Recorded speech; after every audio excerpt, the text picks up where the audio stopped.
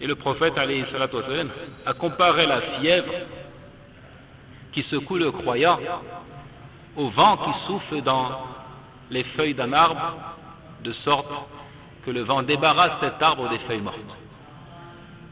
La fièvre qui secoue le croyant, c'est comparable au vent qui souffle dans un arbre, de sorte qu'il débarrasse cet arbre de ses feuilles mortes. C'est la même chose pour la fièvre qui débarrasse le croyant de ses fautes et de ses péchés. Donc en cela, il y a du bien pour le croyant. Ainsi, le croyant aimé d'Allah sera durement éprouvé ici-bas. Cette secousse de grande ampleur permettra d'effacer les fautes avant le dressement des comptes, alors que celui qui ne mérite pas d'égard jouira de la tranquillité ici-bas pour mieux souffrir dans l'au-delà. Et si jamais Allah décide de le frapper ici-bas, alors ce sera d'un châtiment redoutable, dont on ne se relève pas, et qui n'est pas encore une fois un bien pour lui. Le véritable croyant surmonte les épreuves décrétées par Allah, se montrant endurant lorsqu'un malheur le touche et reconnaissant lorsqu'une grâce lui est offerte. Donc la jonction ici entre deux attitudes, l'endurance d'une part et la reconnaissance d'autre part. L'endurance d'une part et la reconnaissance d'autre part.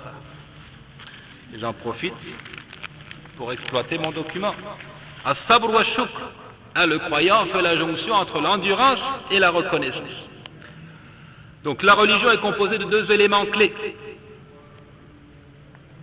L'endurance, c'est la moitié de la religion. As-sabr nisfuddin, comme cela est venu dans le récit. Et l'autre moitié, c'est la reconnaissance. Cela ressort dans le récit du prophète alayhi salatu wa sallam rapporté par l'imam Muslim. Il dit ajaban li amri al-mu'min fa inna amrahu kullahu khair wa laysa dhalika illa lil-mu'min in asabatu sarra shakara fa kana khayran la wa in asabatu darra sabara fa kana khayran la. Il dit alayhi salatu wa sallam, étonnante est donc l'affaire du croyant, elle est un bien dans sa totalité et cela est propre au croyant. Comment est-ce que toute son affaire, c'est-à-dire toute son existence, tout ce qui lui arrive est un bien? Comment cela? Il dit, si ce qui provoque le bonheur se présente à lui, il remercie Allah et c'est un bien pour lui. Et si un malheur le frappe, il se montre endurant et c'est un bien pour lui. Donc la jonction entre les deux est nécessaire pour pouvoir profiter de toutes les épreuves décrétées par Allah, en bien ou en mal. Allah nous éprouve par le bien, il nous éprouve par le mal. Et pour pouvoir en tirer profit, il faut faire la jonction entre ces deux attitudes, endurance et reconnaissance. Fadailu as-sabr. Rappelons brièvement quelques mérites de l'endurance. إن الله سبحانه جعل الصبر جوادا لا يكبو وصارما لا ينبو وجندا غالبا لا يهزم وحسنا حسينا لا يهدم فهو والنصر أخوان شقيقان قد مدح الله عز وجل في كتابه الصابرين وأخبر أنه يؤتيهم أجرهم بغير حساب وأخبر أنه معهم بهدايته ونصره العزيز وفتحه المبين فقال واصبروا إن الله مع الصابرين. Allah Azza wa Jal a fait de la patience un don généreux qui ne faiblit pas, un courage qui ne trébuche et ne faillit pas, une arme triomphante qui n'est jamais désappointée et mise à mal. L'endurance est encore comparable à une forteresse imprenable et indestructible. Allah Azza wa Jal a fait les éloges des endurants dans son livre. Il a assuré qu'il leur accorde leur pleine rétribution sans compter.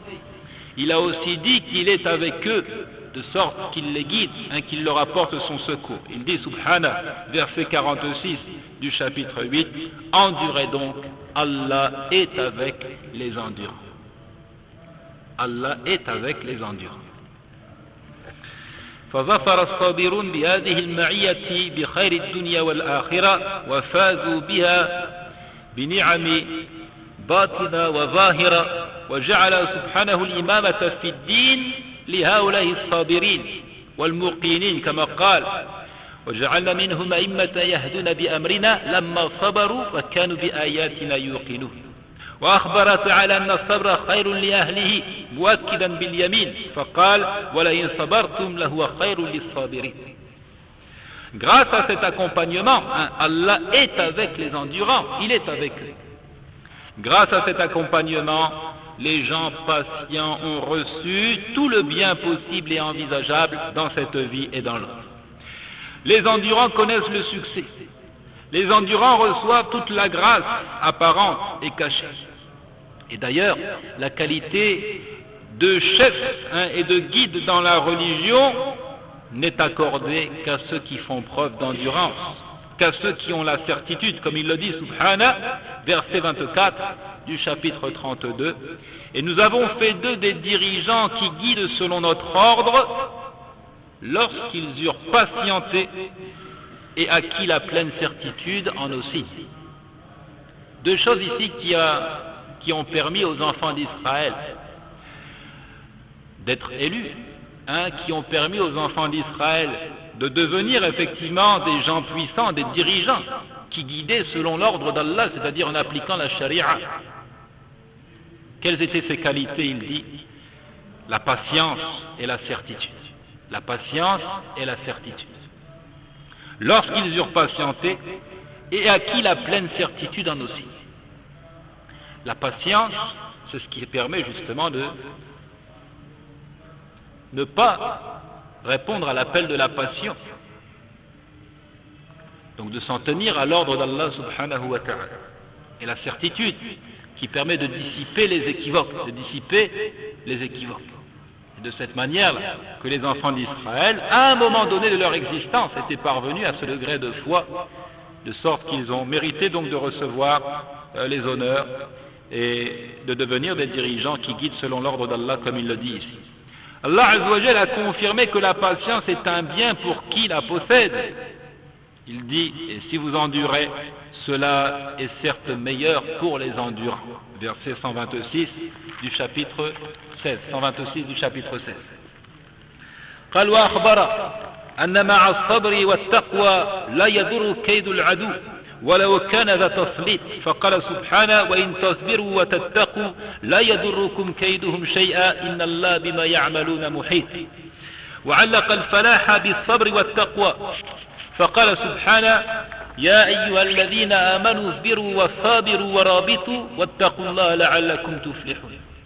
وأخبر عن محبته لأهله وفي ذلك أعظم ترغيب للراغبين فقال والله يحب الصابرين. Allah Azza wa Jal a informé du fait que la patience accompagnée de la piété, donc les deux à la fois ici, permettent, n'est-ce pas, de déjouer la ruse des ennemis.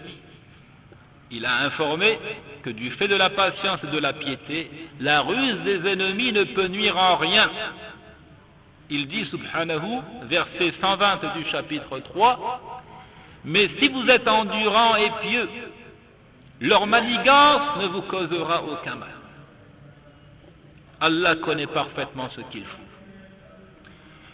Si nous parvenons à être endurants d'une part, impieux d'autre part, alors la manigance des infidèles, la ruse des infidèles ne causera aucun mal aux croyants.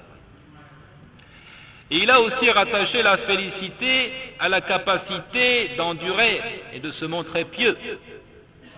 Il dit, subhanahu wa ta'ala, dans le verset 200 du même chapitre 3, « Ô les croyants, soyez endurants, incitez-vous à l'endurance, luttez constamment contre l'ennemi et craignez Allah ou encore faites preuve de piété afin que vous réussissiez. » La jonction ici entre l'endurance et la piété afin de connaître la félicité.